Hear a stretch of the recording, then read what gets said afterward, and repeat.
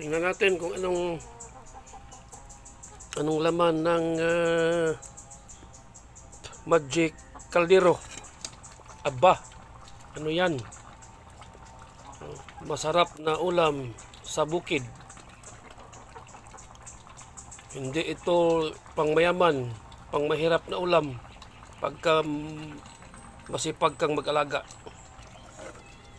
ng hayop. Yun pa, adobo, naglalakad.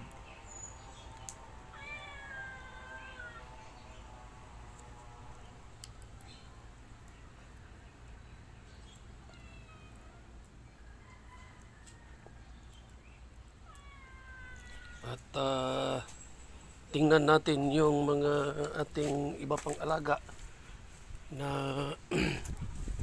pang-ulam. Ito. Yan. Gulay.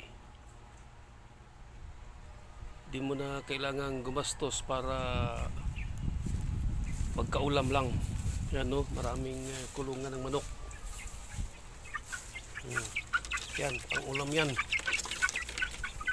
Future ulam. Future ulam. 3 months old. Mga 2 months mo na ngayon, pwede nang adubuhin ito. So, yun pa. Adobo, naglalakad. Diba? So, pag masipag kang mag-alaga, magtanim, yan. Bisol. Alugbati. Gulay din yan. Hindi ko alam. Kamanting. Kamating kahoy. Papaya.